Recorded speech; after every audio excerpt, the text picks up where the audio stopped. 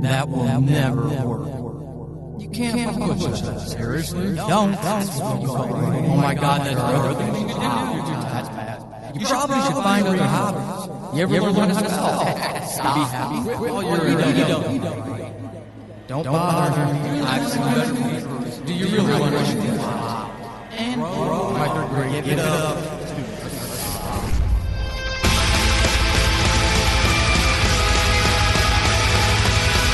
Welcome to Horrible Writing, the rawest, most candid, in-your-face writing show on the interwebs because none of us have time to suck. Let's do this.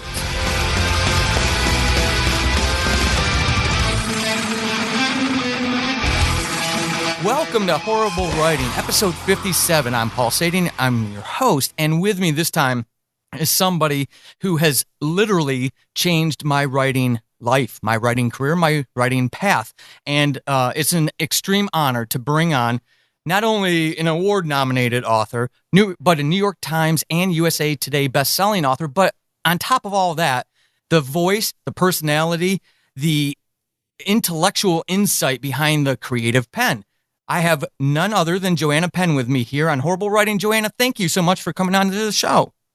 Oh, thanks for having me, Paul, and thanks for that lovely introduction. That was just very sweet. Well, I really appreciate it.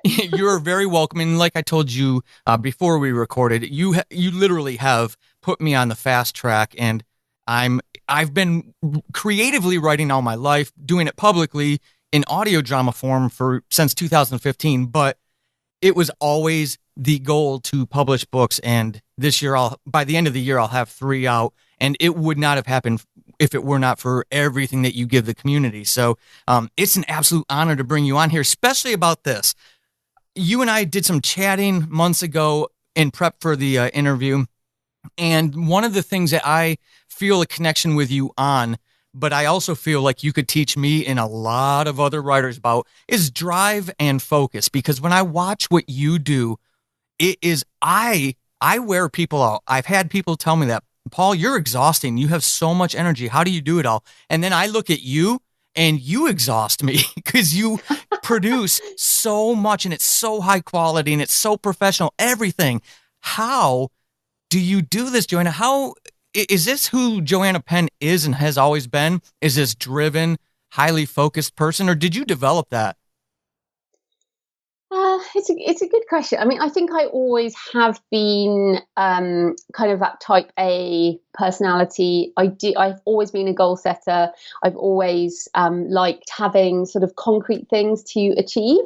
But as with many people, I kind of, as I say, put my ladder against the wrong wall for many years. So I spent 13 years implementing accounts payable into large corporates, which always sounds so exciting. And, I did really, I was a business consultant. I made good money. I worked for sort of big name companies, all the things that I had a house and an investment property, and we had all the things you're meant to have by the time you're in your 30s, and the world goes, yes, you are a good citizen, you do all the right things, for somebody like you, and then but I just felt so empty and just was like, what is the point? Like, seriously, what is the point in all this? And so what's so funny is then we sold everything. We downsized completely. I ditched my job, and started again. So I think, yes, I'm very driven, but sometimes being driven for the wrong things doesn't serve you. And then I guess the reason I'm so driven now is that I feel like my ladder is against the right wall. And so for me, when I wrote that first book back in like 2016, between 2016 and 2018, when that book came out, and I held my first book in my hand, and I was like, this is what I'm meant to be doing. I'm meant to be writing stuff and putting new stuff in the world. And of course, new stuff also means podcasting. I think you can have a body of work through your voice, as you do. And also, so I think for me, the drive comes from, I've actually found what I want to do with my life. And this is a big tip for people listening. Like, I think whether or not you want to do this, and then if you know that this is what you want to do, then you have to make time for it. And it became for me a real drive to get out of my job and spend my life doing something I wanted to do. And now my drive is to make sure I can continue doing this. So that's what drives me every day, is like, okay, how can I protect what I have. I've been a full-time writer now since 2011. So just past 7 years full time, and I'm determined to do this full time for the rest of my life. So what drives me now is the kind of creating more, but also making a life that I want to live every day, and making decisions that enable that to happen, and also helping other people, obviously, like the listeners and yourself. So I guess if people are not feeling driven enough, then I would just say perhaps you haven't decided what you really want and what you're willing to give to get there. You led me right into what I was chomping at the bit to ask you this next question, and you kind of hinted at it right there. And I know I have my opinion, and I'm very opinionated, and I love helping people, or I wouldn't do the type of podcast that this is. But one of the things that frustrates me about some folks in the community is that I don't know what it is, Joanna, but they spend so much time talking about this, and you can see in the comments that they really want to do this. But for example, the other day I did a poll with some fans, and I asked, or some fans and listeners of the show, and I asked what their current biggest writing struggle is. Mine, ironically enough, is focus. I'm working on too many things that are interfering with each other right now. And to a person, everyone who responded said time. Finding the time. So that was going to be my next question to you is, was this something you deliberately, consciously worked on and developed? Or is this something inherent to the person that we're born with this drive, and it's either there or it's not? Oh, no, you can definitely learn to find what your process is. Everyone has a different time kind of clock in their body, and I'm not saying that everyone needs to be type A and like I have to achieve everything, because like my husband is type B, which there is actually a type B, which is someone who is more process driven than goal driven. So his process is to write every day for he does his Pomodoro 20 minutes or whatever. And I don't write every day. I'm kind of project driven. So it doesn't matter what your kind of personality type is in that way, but you do have to make time. So, and whatever type of personality you are, it doesn't matter, but you have to put it in somewhere.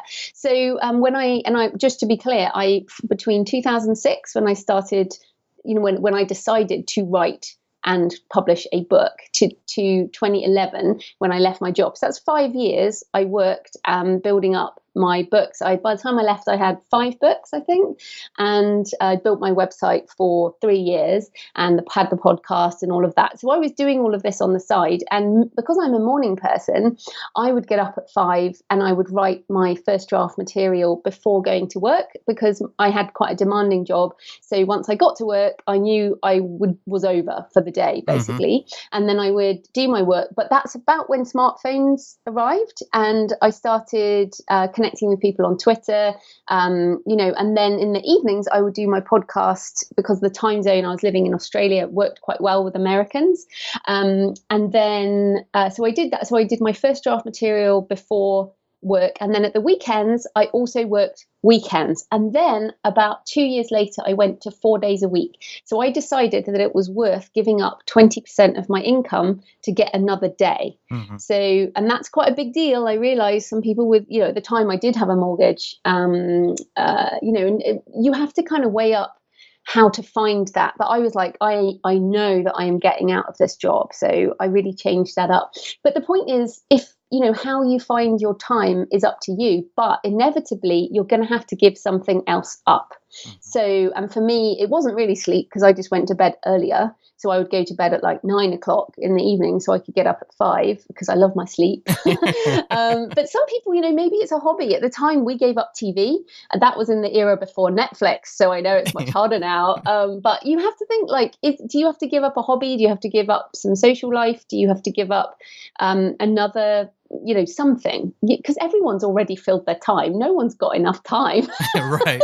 You just have to decide what fills it, and then you have to schedule it. So I use Google Calendar, and I schedule my time, and I turn up on time at the cafe where I write, and I do my time, and then I leave. So you have to treat it seriously, like you would any other professional appointment, if you want to achieve anything. Mm-hmm. And back on your problem with your too many projects. Yes. This is also a big issue. Okay, and all I can say is just stop that.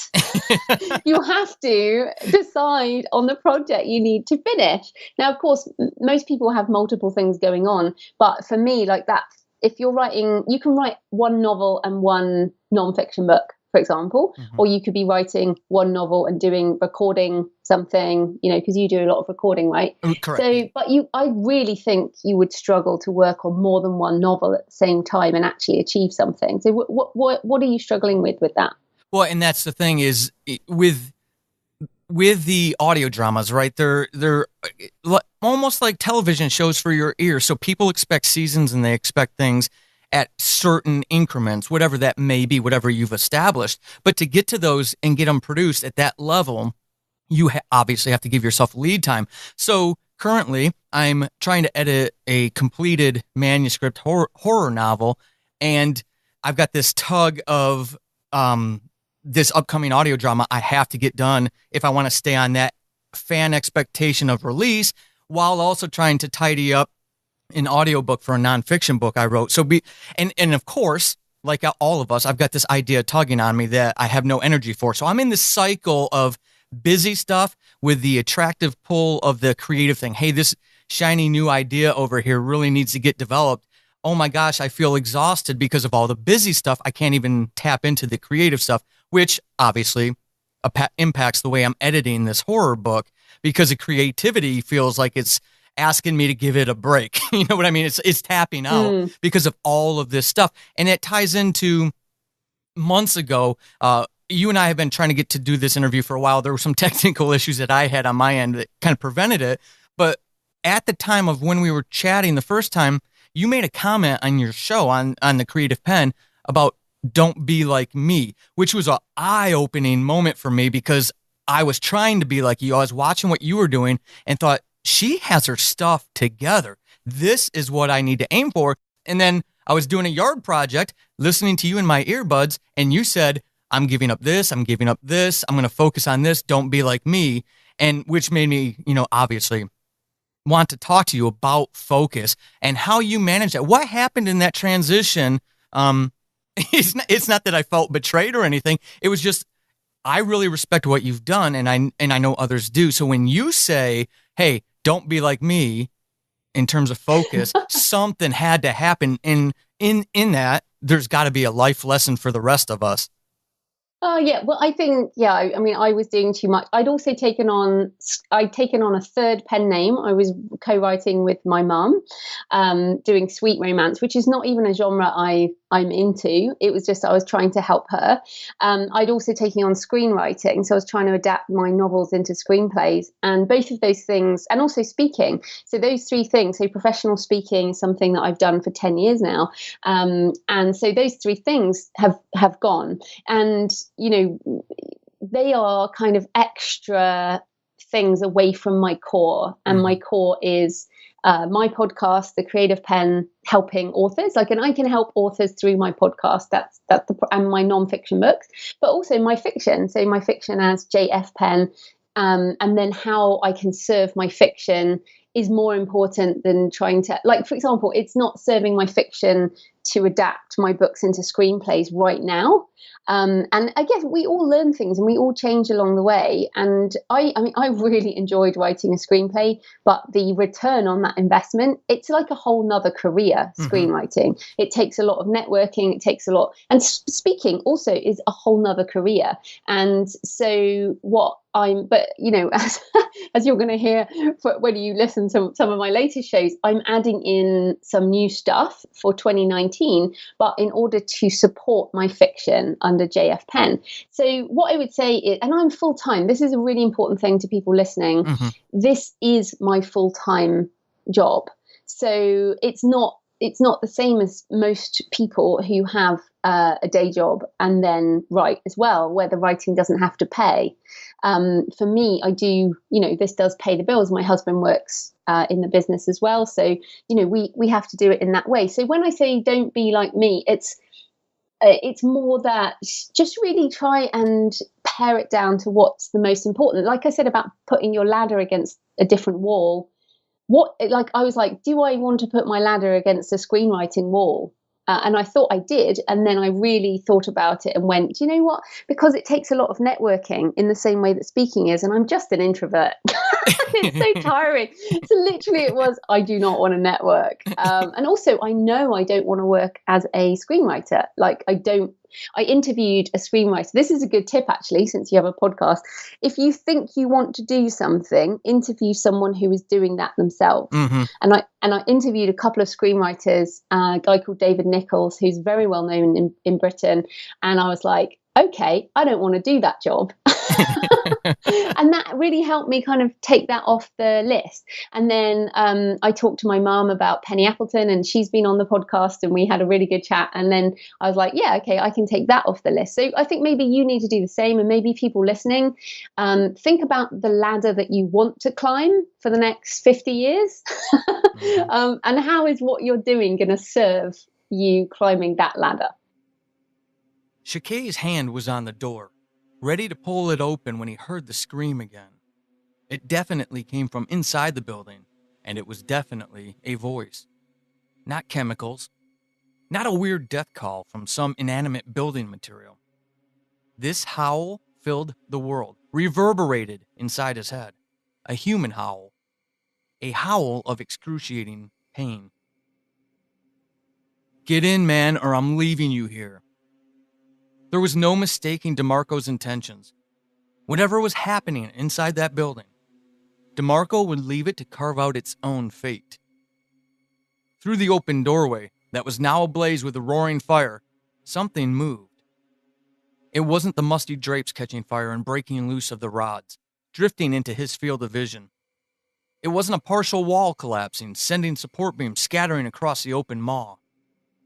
Something walked toward the door. Get in, man! DeMarco's voice was muffled in Shakay's ears. A form, a human form, stumbled through the fire, out of the fire, toward the front door.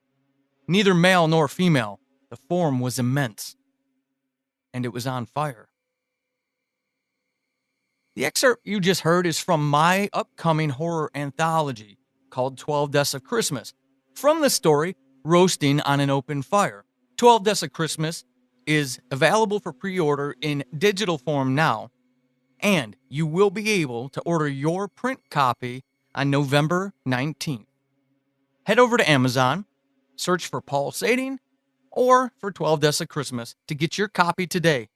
And if you take a screenshot of your purchase receipt with private information redacted and send it to me at pulsatingproductions@gmail.com or tweet at me at pulsating on Twitter, I will enter you into the drawing to give away my author-proof copy of the book where I made personal notes about each of the stories in there. Only one winner. You will get the only copy of that author-proof. It kind of gives you some insight into my thinking behind the story. Again, email me that copy at pulsatingproductions@gmail.com or tweet at me at pulsating on Twitter. 12 wicked tales of horror, just in time for the holiday season. And I was going to ask you right away, what would be your recommendations for that person who's sitting in the middle of, I don't know, Idaho, and they don't have a podcast, and they, they're ready to publish that first book. They have no audience. It's all overwhelming. How do you get found, right? There's a lot of us do these things because we're trying to understand that the reality of the market, and we don't want to make Amazon even richer than it is by pumping thousands into Amazon ads. We're trying to do it organically, so that would sometimes necessitate some of these things that kind of take us off focus, i.e. I'm raising my hand in guilty admission right here. So for that newer writer, how do they, what are some of your recommendations besides the ladder on the wall? I mean, do you, like tactically, when you were a brand new author, did you come out and develop a business plan and a 5-year vision and all those things? Or are there other things that you use that helped you stay focused, even if it was, a few months ago when you gave up all these things? That's quite a big question. But I mean, when I started, so you think about the world in 2006, 2007, there was no iPhone. If people can remember that, there was no smartphones, there was no Kindle. There weren't ebooks, were PDFs that you could download from people's websites that were usually $97 or $297. Wow. There was no podcasts, so it was the very early days of podcasting. There was no digital streaming music. Or it was the very early days of the iPod at that point, before the iPhone. There certainly were no digital streaming audiobooks. There was no Kindle Unlimited. There was no Kobo. I mean, this is the thing. You can't compare where I was at the beginning of my career with starting now. You just can't. And equally, where if you're starting now, there's what you have to think is how different is it going to be in another 10 years. So I know you haven't listened to the show that I put out today, but I'm actually starting to talk about is the future audio first? Is the future voice first? And this is fascinating to me. Will it be in 10 years' time that voice trumps ebooks? Sorry, I hate to use the word Trump, but we have to sometimes. But basically, will voice first, will digital audiobooks or whatever we call them in 10 years, will they be the thing? Will it be VR or AR or whatever? So I really urge people starting now to get over the myth that the first book you put out is going to make thousands or millions of dollars, and you'll be able to quit your job and you'll be, everything will be sorted. That is just not how it happens for 99.99999% of authors. And in fact, even the ones you think that it happens to, like the debut authors who make millions, usually they've written a ton of other books, and this was their 10th book or something that finally got published. Or I know a lot of debut authors, in inverted commas, who actually are starting again with another pen name. So they're not debuts, they're just starting again. This is a common publishing trick that I think is disingenuous, but there you go. So what you have to, that's why this ladder idea is so important. So if you're sitting there and you're going, oh goodness, this is such a big thing to think about, well, finish the book. Like if you finish one book, whether or not you publish, whether or not it sells anything, if you can actually finish a book, then that is a really big milestone, because most people who start a book don't finish a book. Right. Like that's just true. So if you finish a book, then awesome, like brilliant. Then the second question is, did you enjoy it enough to want to do it again? Because however you publish, whether you're an indie or whether you're traditional, you have to now write another book. So the question is, do you enjoy the process? Are you enjoying the journey? Because that's the most important thing. Because why would you want to do this unless you are living a life that you love? And that's, I love the life of creation, but it's not easy. In terms of, I think the discussion of book marketing strategy is a very different conversation to the one we've started. And I wouldn't want to just glibly say, do this, because there are no rules, and the rules are changing all the time. For example, I never thought that I would do podcasting. I got into it because I wanted to learn from people, and I was very isolated in Australia and didn't know any authors. So I thought, I'll do a podcast and I can actually talk to some people and maybe make a friend. And then, 10 years later, I'm still podcasting, but that wasn't something I thought I'd do. I have done video, but I really don't like it. So I'm going to pull back from video. I tried speaking because I started out in nonfiction. Nonfiction is a very good way to sell, speaking is a good way to sell nonfiction and other products. Ads and stuff to me are very short-lived. They are and a money pit. Everyone's like, ads are the way to sell books. It's like, yeah, it's only happened in the last couple of years. Right. Most authors have never done this. So beware of the latest thing and consider the long-term view of what will actually sustain you for a long time. And I think that helps with the, trying to pry into your head to see how you have this focus that you have. So with your recent transformation then, what did you learn from that is in terms of not allowing your drive to override this focus? You need to focus on XYZ. And I kind of feel, and I may be assigning some of my own values to it, but when you were doing all of that, I thought maybe her aim is, this bigger media presence, a broader media presence to be able to, you're casting a wider net type of thing to funnel everybody back towards whatever your brand goal was. But of course, obviously, that spread your focus too thin. So for anybody, obviously, we're not all shooting at that level yet. Hopefully, all of you will be in your own time. But Joanna, so what would you say to help people stop their drive from overriding that focus on that thing the wall that they've got the ladder against? Yeah, I mean, again, I'm going to take you up another level, and I've just written down here freedom. There's an exercise that Tony Robbins does, the self-help guru Tony Robbins, and he, talks very much about identifying your values. And my number one value is freedom, which is probably why I'm an independent author and so passionate about publishing wide and all these different things. But it came down to freedom because when I hit a kind of overwhelm earlier in the year, I was like, I don't feel like I have freedom right now. What's going on? And then I was like, okay, I'm trying to do all these different things, and that's not. They don't serve my goal of freedom. So, for example, one thing that's made a big difference around the freedom idea is we have Curl Up Press, we have a publishing imprint, me and my husband. Now, a lot of people want us to publish them. And I'm like, no, we don't do that. My goal is freedom. I don't want to publish other people. I don't want employees. I don't want a physical office. I don't want physical stock.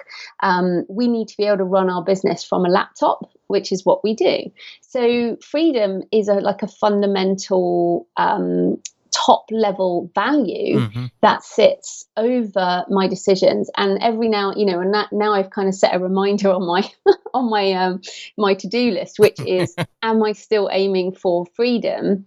And it's very interesting to kind of think about that.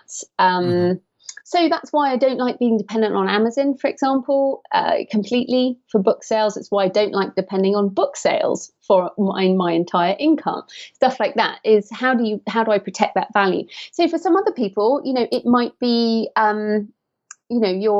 your kids are your number one value, like doing the best for your kids. So maybe that means you want to be at home more for your kids, in which case, how can you make so you wouldn't become a speaker? Because generally, if you're a successful speaker, you're going around the world speaking, and you'd be away from home all the time. So there are lots of different things that you have to make decisions about that will define what you do. So for me, it wasn't that I was going in the wrong direction. It's just I had added some things. So Penny Appleton that I did with my mum, we did 3 books. I did that to help my mum. I did not start that brand myself for me. I started that to help my family. And my mum is now off writing her books herself. And I helped her to the point where she was able to do it herself. And I have absolutely no regrets about that. But I got to the point of editing the 4th book and just going, do you know what? This is not me. This is not freedom. This is not freedom to write what I want to write. So that's the thing for people. Like, the tip is identify what your core values are and how the decisions you make fit into that over time. I love that. Be true to yourself, your goals, but be flexible as well over time. Be forgiving too to yourself. It makes a lot of sense as you were talking about that. I was putting myself in a similar place where I was doing other things to help, especially in audio drama, to help newer audio dramatists. But what I was finding was, like you were saying, not necessarily that freedom is my macro level goal, but at the same time, I don't want to be chained to things, and I was becoming chained, and it was affecting everything else I did. So I absolutely love that you mentioned that. Is that what helps you, keeping that in mind, that freedom, that mantra of freedom, maybe even posted over your door behind your computer monitor? Does that help you sustain your drive, or are there other things that you deliberately put in place to make sure that you give yourself that sustainability?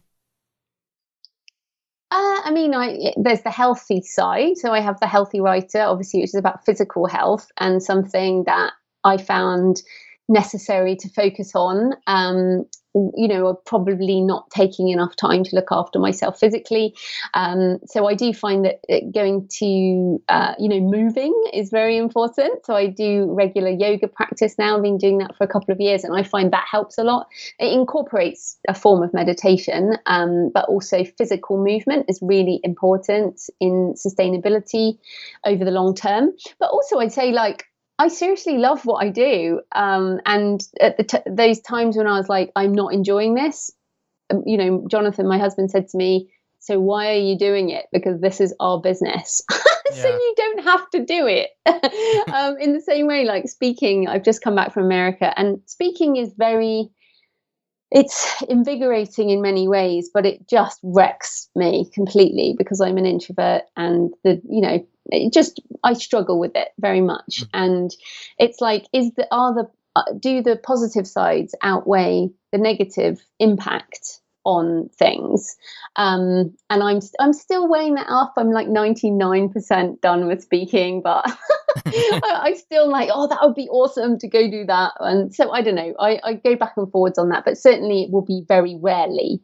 But this is the thing. It to me, it really comes down to, do you love what you do? And I love what I do in terms of writing books. I love my podcast. I love my podcast audience. I feel like I can be helpful. So that's the true north, I guess, is, do you feel like this is what you love doing? Otherwise, just go do something else.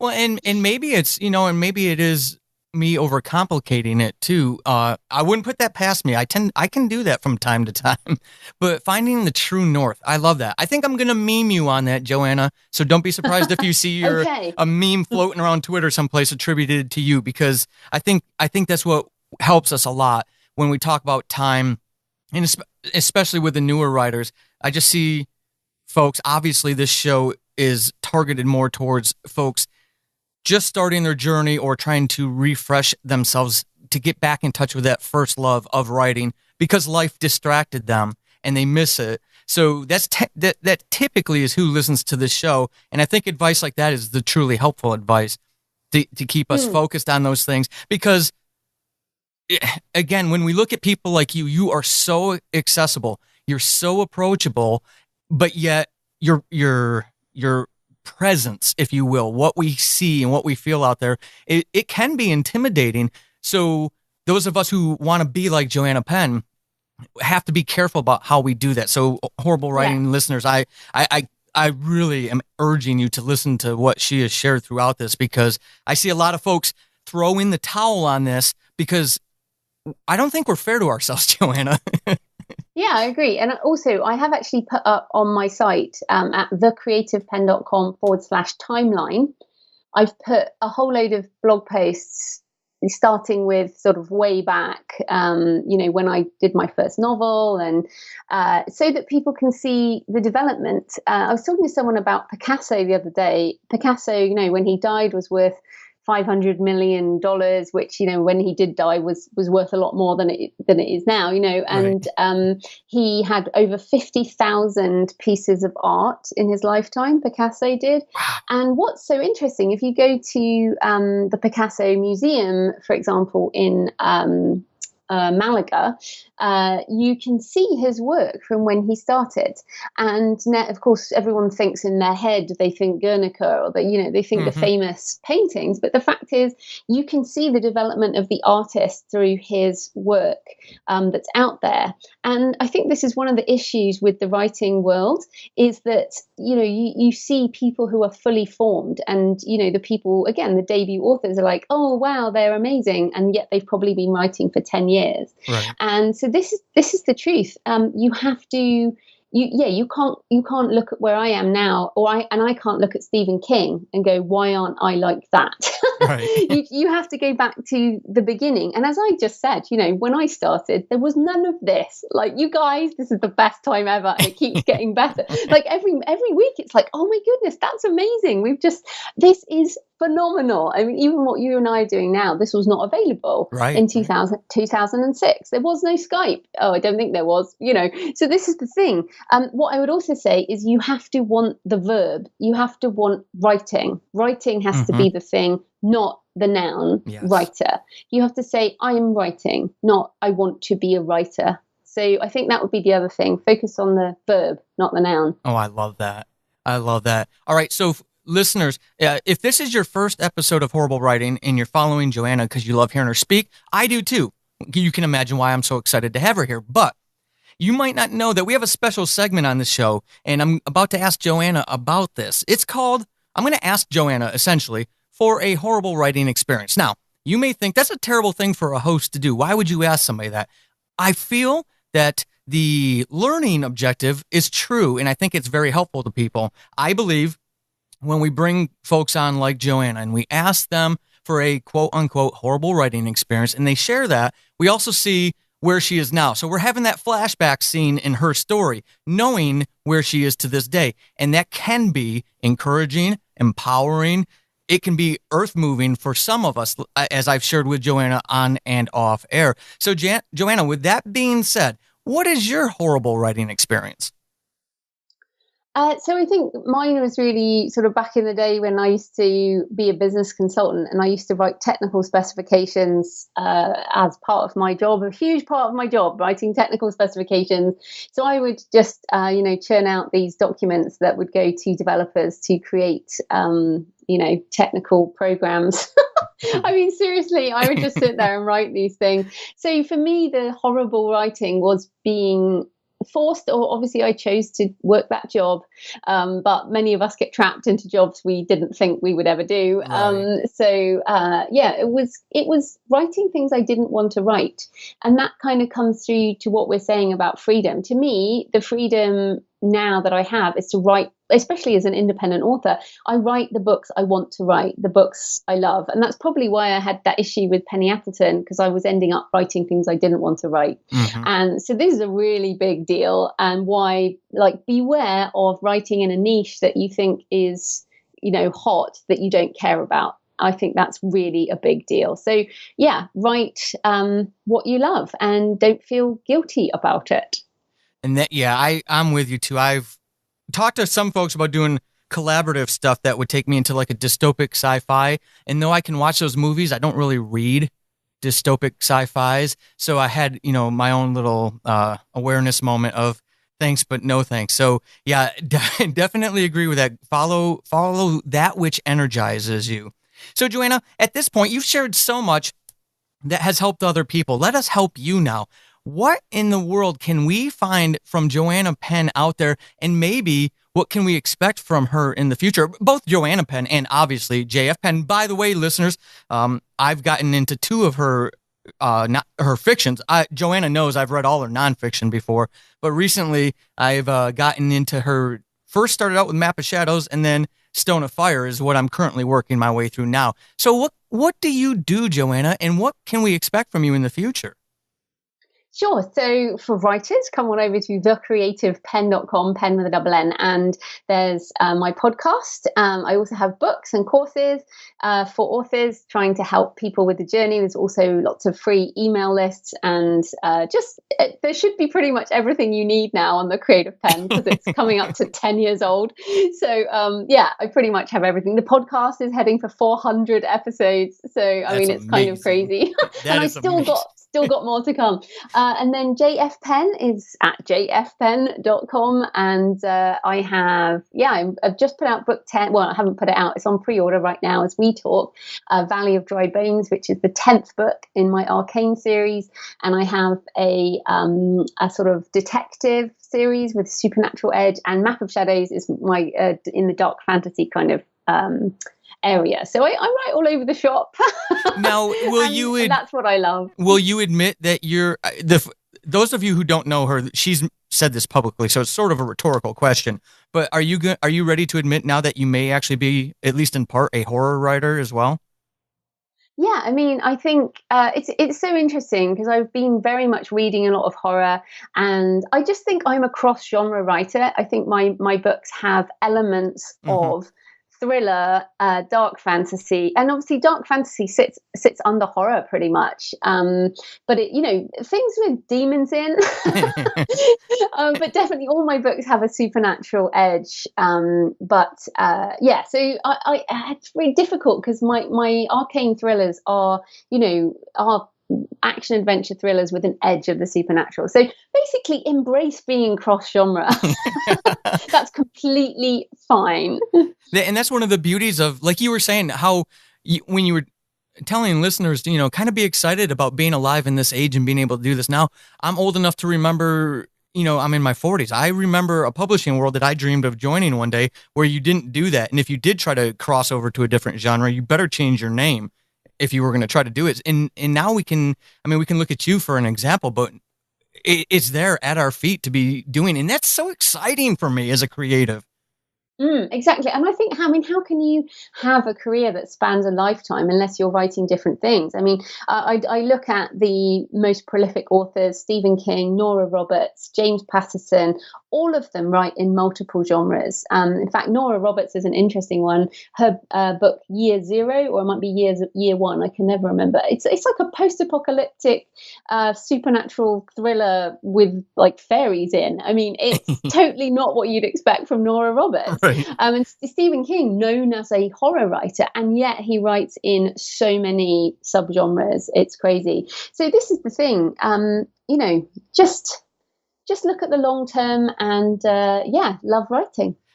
Joanna, you have been so giving and so amazing. I really appreciate it. I appreciate everything that you do for the community and for coming back onto the show after we had that little technical blip. It just says a lot about your character, and I'm just absolutely honored to have you on and have you give so much of your time, not only obviously here, but what you do constantly. From, seriously, at least from the horrible writing community who was all geeked about me talking to you today when I told them yesterday.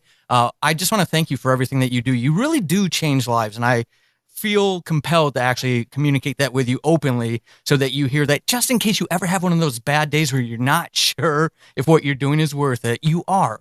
So thank you for everything. Oh, thanks so much, Paul. I've really enjoyed talking to you. This has been Horrible Writing, and hopefully after this episode, you suck less than you did at the beginning. I am Paul Sadin, your host extraordinaire. You can find me over on the Twitterverse at Writing Horrible and over at paulsadin.com/horrible-writing. Until next time, suck less.